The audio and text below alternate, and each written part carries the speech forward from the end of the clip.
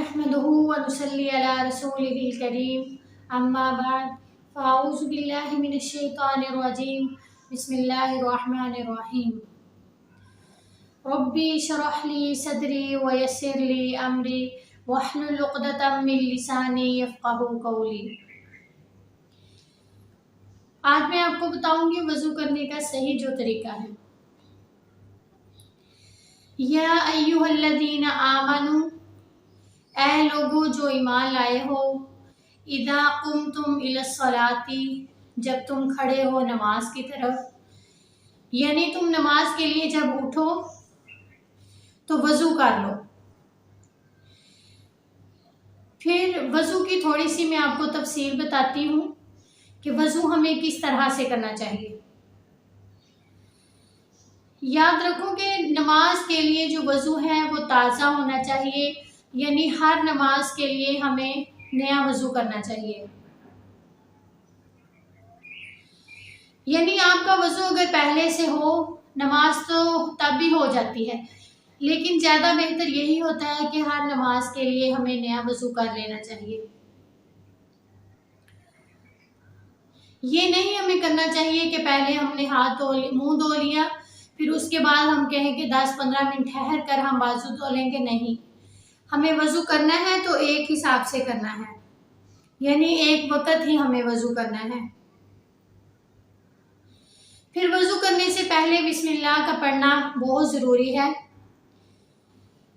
बिस्मिल्लाह पढ़ने के अलावा वज़ू नहीं होता, यानी बिस्मिल्लाह पढ़ने के बाद एज़ा को तरतीब से धोना। ये नहीं कहना कि हम थोड़ी देर बाद यानी मुंह धो लेते हैं और थोड़ी देर बाद हम बाजू धो लेंगे, ये गलत है। ऐसा नहीं होता, बल्कि इसको तरतीब से ये हमें एहतमाम कर लेना चाहिए कि जब हम वज़ू करते हैं तो हम पहले मुंह धोएंगे, फिर यानी तरतीब वाइज हम एक ही दफ़ा हम वज़ू करेंगे, इसमें वक्फा नहीं डालेंगे। और कोई भी हिस्सा जो हम वज़ू करते हुए धोते हैं, कोई भी हिस्सा 3 से ज़्यादा दफ़ा नहीं धोना चाहिए, क्योंकि आप सल्लल्लाहु अलैहि वसल्लम ने जुल्म और ज़्यादती से इसको ताबीर किया है।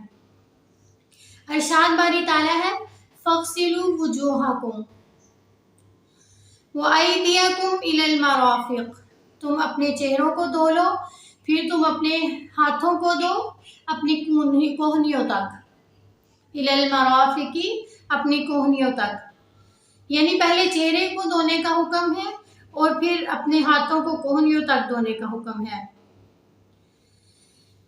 यहाँ पर हमारे जिस्म के जो उन हिस्सों को धोने का हुक्म है जो रात को नंगे रहते हैं, यानी जैसे हमारे हाथ, हमारे बाजू, आम तौर पर ज़्यादातर हमारे बाजू जो होते हैं वो नंगे ही होते हैं, चेहरा हो गया वो भी नंगा होता है, पाँव वो भी नंगे रहते हैं।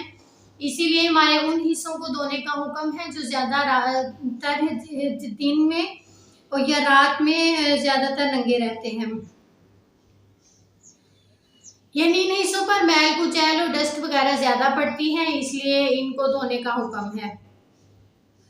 इसके अलावा सर का मसा, इस सर के मसे में कान भी शामिल है, यानी कान का मसा भी हम करेंगे।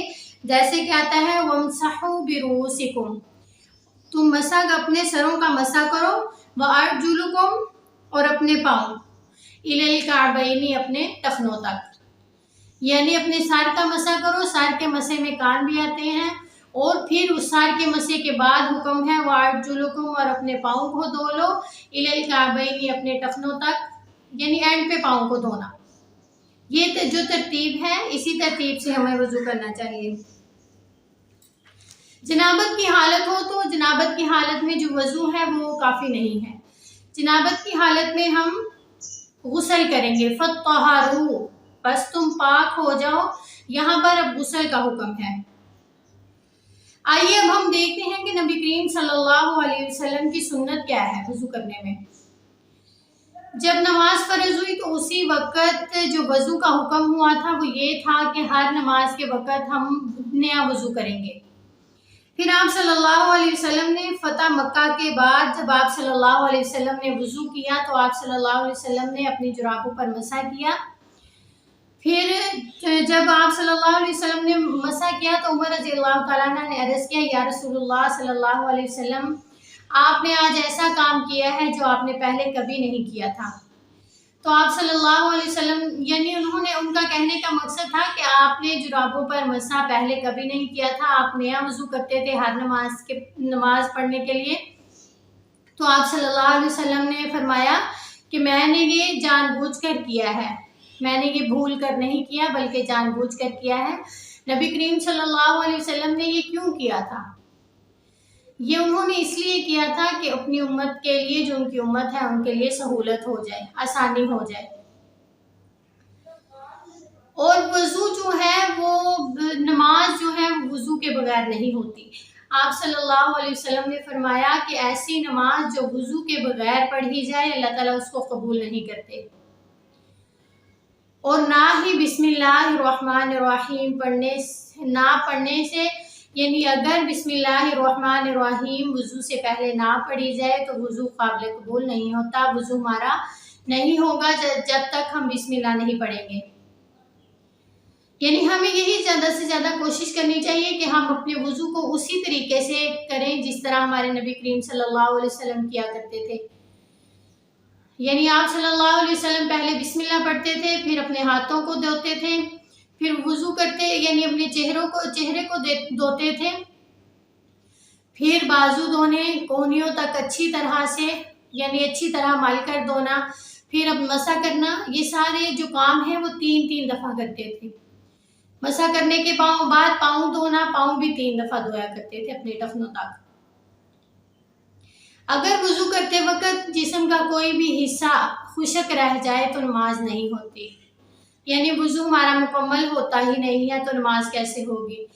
اللہ تعالیٰ سے یہی دعا کروں گی کہ اللہ تعالیٰ ہمیں اچھی طرح سے وضو کرنے کی، تو جس طرح ہمارے نبی کریم صلی اللہ علیہ وسلم وضو کیا کرتے تھے اسی طرح ان کی سنت، ان کا طریقہ اپنانے کی توفیق عطا فرمائے، آمین۔